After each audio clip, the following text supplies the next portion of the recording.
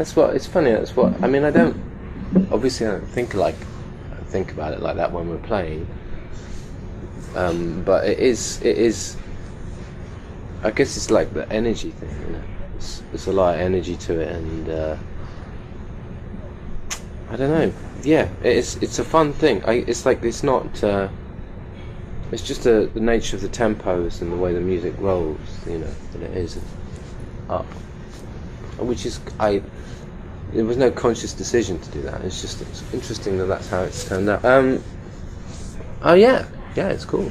I mean, you know, we're still at the stage where, like, you get lost in it, and then you're trying to, you know, someone will be trying to count as well, because it's quite intricate bits of it. So we're still, like, concentrating, like, still, even after we've done quite a few shows. But yeah, it's fun. Yeah, there's some rhythm stuff and, like, just remembering things, you know, which is cool, man. It's a challenge, you know. Everyone's sort of, there's certain bits and pieces that are quite a challenge for everyone, one way or another. Well, I mean, the obvious thing is, like, I've suddenly got someone who's pushing me energy-wise. I mean, I don't think either Flea or me had even thought about it. Well, when we first ever did it, we did this little tiny club in an Echoplex in LA, and there's this guy behind me with his bass, and he's like running around like a fucking maniac, and I'm never like, what the hell is this? I'd not thought about it at all. Yeah, we're just fucking about, you know. Like, he was very conscious of, like, not going too crazy, and, like, trying to keep in the zone, you know.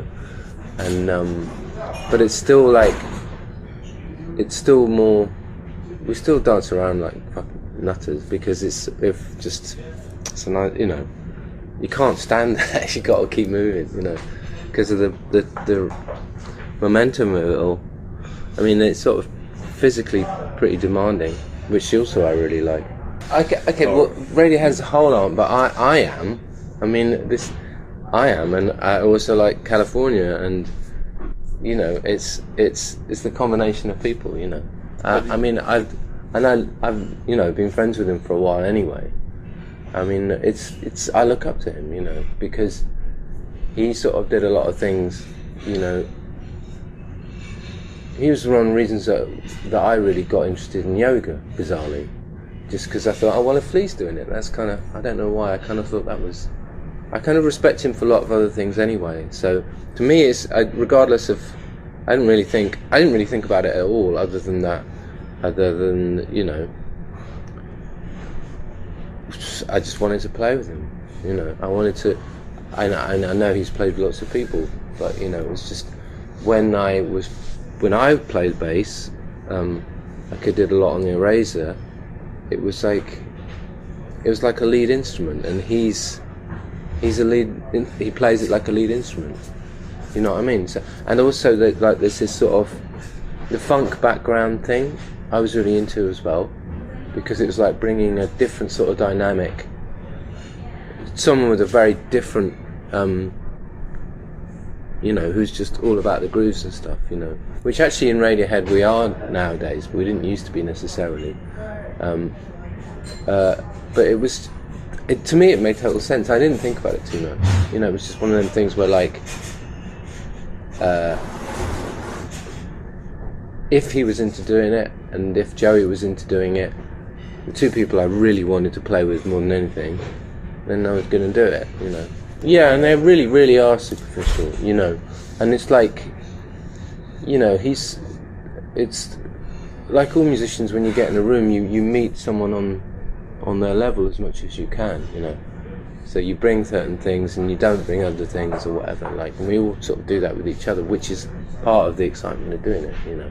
And it's like forming new friendships, and it's quite a strong relationship you build up quite quickly, which is, I mean, I'm not used to it. I've been with Radiohead, I was, you know, since I was 16, man. I'm 44 now. So in reality it was properly like from 21. So but even that means I've been more years in it than that. I've been doing it longer than I haven't. Yeah. Which is obviously the same with Flea as well. But then he's my anchor in the whole thing, because, like, you know, someone who could say, you know what, you might be enjoying yourself, but like someone because it was so new for me, you know. Someone who can sort of say, maybe we should try, you know, someone I had, like someone I could fall back on in terms of what are we doing, sort of thing. But it was a really important thing for me personally, because up until that point, like the whole thing with Radiohead is, if you've been doing it that long, it starts to feel like a big weight on your shoulders, and I needed to not feel that. So you can go back. So I can go back and actually enjoy it and make the choice. You know what I mean? Rather than like it just being something that I have to do, which is, it's never been like that. But you know that after a while it sort of feels like that. You know, because it's such a big thing. You have to, you have to really want to do it. I mean, because if you don't, then it affects the music. So it becomes like a, because the Radiohead thing is totally, I totally agree. I mean, with Radiohead, it was like choosing to carry on. We choose to enjoy what we're doing, you know. Otherwise, there would be no point. Which I'm sure Ed probably said about 10 times when he talked to you. It happened despite itself, you know. It was like not really. We got together in a room, made all this fucking noise, and we just expected there'd be like little bits of rhythm here, maybe a bass riff here, maybe an idea here, just take little bits. But there'd be like 20-minute sections where you're like, fuck me, it's just kicking off, you know, as a whole thing. And you know, Nigel's like at the desk going, I don't really have to do much with this, you know, and not used to that feeling of like, bang, and it's like there. Well, I mean, we have had it with Radiohead, you know. In fact, we do it a bit, but like with a new set of people, a new set of sounds, and it just falls in. It's fucking nuts. And really, a lot of the time with the mock, it was like just drawing a really simple line through it, you know, in terms of the vocal or a keyboard thing that moved through it. So that was why we did put it out as it is, and we did call it Atoms for Peace, you know, and it wasn't a solemn thing because it happened in its own way, you know, most of it. I mean, the bits that are more like that, more like me, it's sequences the starting point, like default and things, but generally the energy of the thing was that, you know. No, it's I hate jamming, but we do it like as. But to me, it's like going to the gym and stretching before you start. I think what happened. The reason it wasn't like jamming is because Mauro and Joey scored.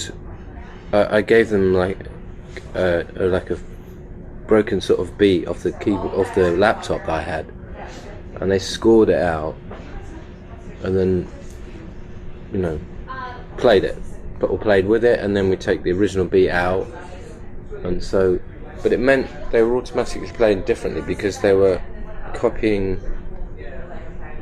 a machine. And it's funny, I was talking about to this about James Holden, because James Holden's never not really worked with like live performance much before, and when he was working with his drummer guy about like how to. The drummer was sitting there listening to the beat and going, trying to figure it out, because James hadn't thought about it in terms of like normal meters and stuff. It was just the way it fell out of the machine, you know. And then when someone tries to copy it human-wise, it makes them play completely differently. So he's just discovering this for the first time as well. Anyway. No, I mean, this is the funny thing. It's like, I mean, I sometimes find it frustrating, but in a way not, because it doesn't really matter what you're like playing. It doesn't really matter how it falls out of whatever synthesizer or whatever you're using. You can always go and find the notes and play it again, and just on its own. And then what you do is you find that if you take all of the machinery away or whatever, there's always a core of an idea that you can just play by yourself. So it's still songwriting. But to me, like, the whole idea of picking up a guitar and singing out your soul and stuff is like, well, it's a bit of a turn off sometimes. Sometimes it works, but sometimes it's just not that interesting, you know. It's like, I love the chord of A, but I don't know how much I can get out of it necessarily all the time, or whatever, you know. But I just think a lot of it is quite fake to me. A lot of it is treading ground again for the sake of it. So I find that, you know, difficult to deal with, you know. Yeah, no, it doesn't mean I don't like guitar. I mean, I still, you know, it's a really, when you're on a stage anyway, it's a fun thing to play because you can still move around and shit. I guess I still it depends on what you call it, you know. I don't, the emotions that go with it and the posturing that goes with it to me are like, really?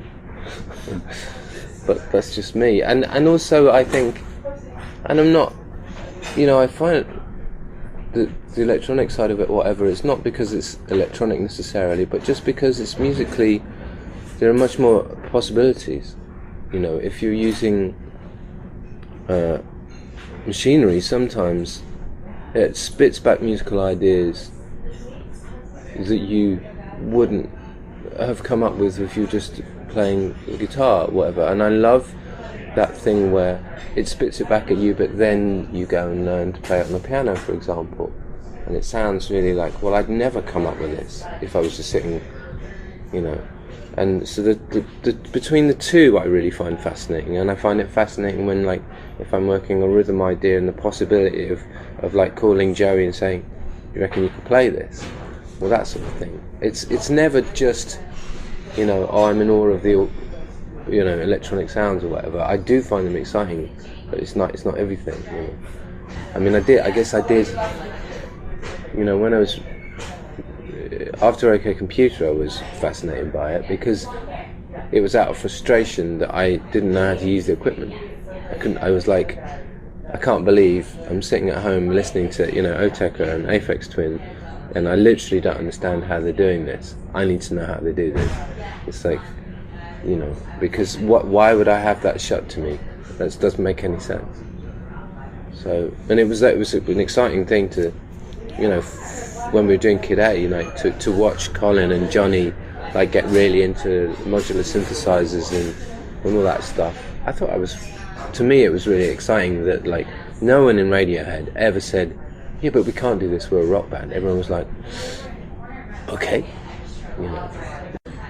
I don't see it as a career at all because, like I said earlier, I've been doing it longer than I haven't. I think you just go through like really difficult bits where you really like are sort of struggling to know where to go next. But then you also go through bits where maybe they happen really slowly and and it happens quite naturally, and you don't even think about the end point. So Kid A was kind of like that.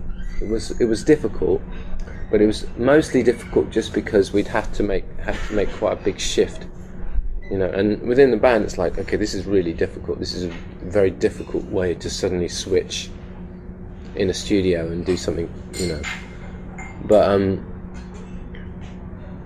this was difficult in a different way. But at no point did it ever feel like this is the wrong way to go, you know.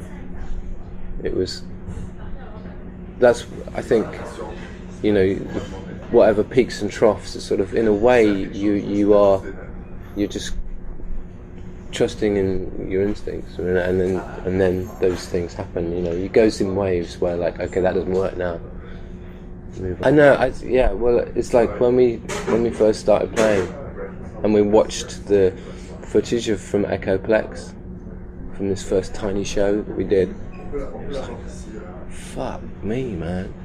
I don't think we knew what it was until you actually saw it on a little video like that, you know. No, it's fragile because of you know, a lot of things. I mean, Flea's got Chili Peppers, I've got Radiohead. Neither of us want to, you know, give any of that up. And that's part of the beauty of it is the fact that it does move in. It's like whenever it happens, great. When it doesn't, no big deal.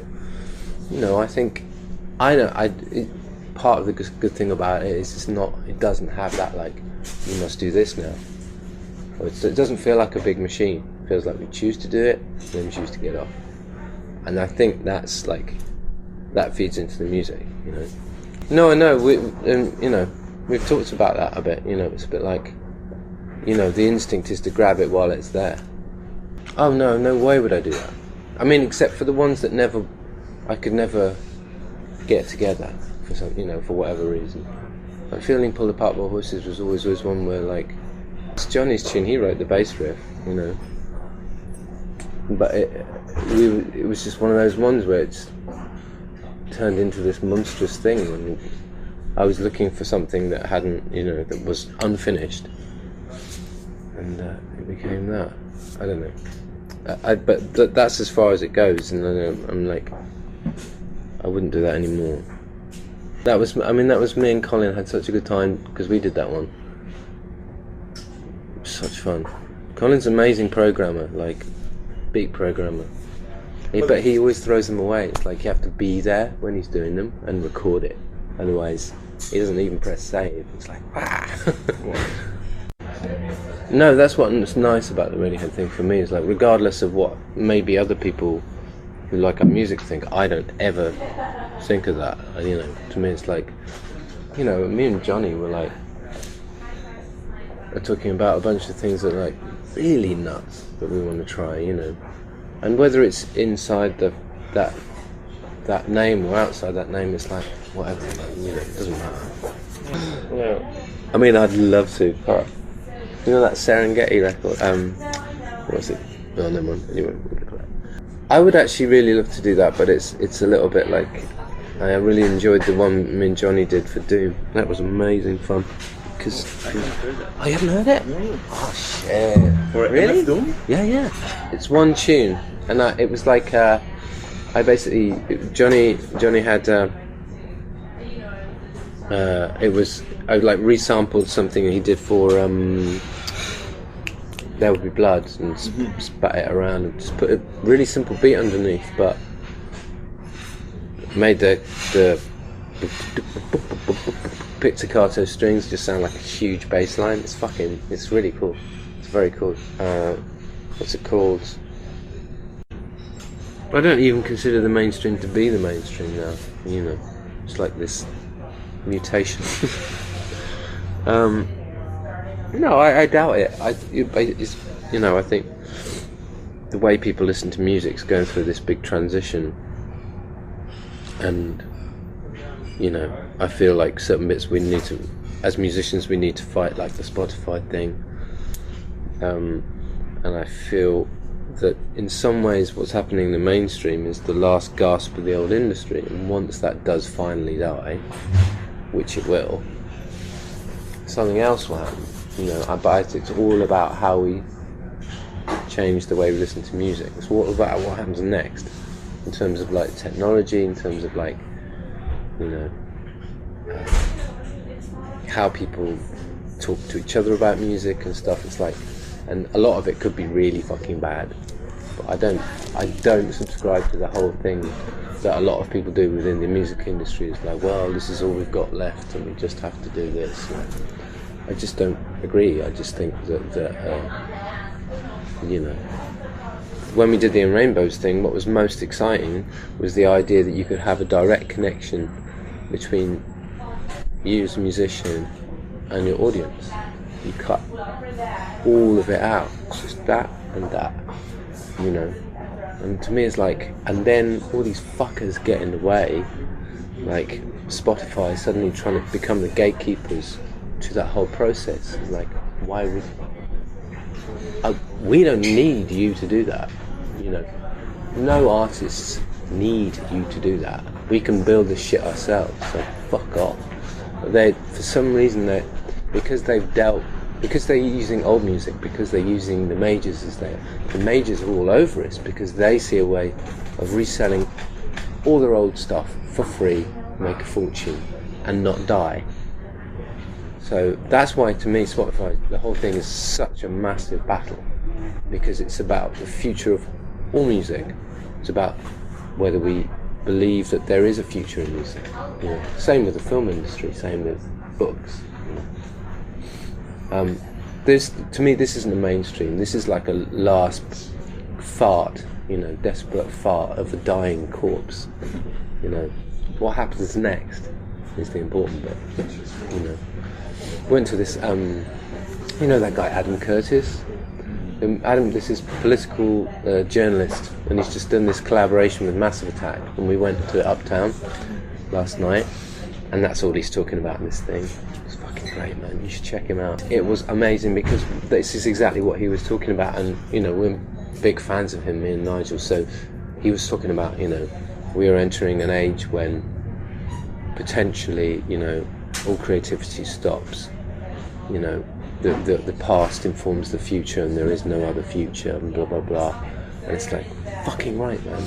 You know, and people like us and him and Massive Attack, we need to be standing there going, bullshit. You know, it ain't over. You know, because it's like this mind trick that's going on. That people are like, oh yes, but the technology, man, you know, it's all going to become one in the cloud, and all creativity will become one thing, and no one's going to get paid, and no one's going to like, it's all like this big super intelligence bullshit. You know, it's like, it's hard not to think about it all the time, because to me it's the most important thing that's happened in music since, I don't know, it's like the printing press, you know, when the printing press came out and what happened next. It's kind of like that, you know. I got obsessed with this book by Jaron Lanier that I was putting on Twitter, and it's called "You're Not a Gadget."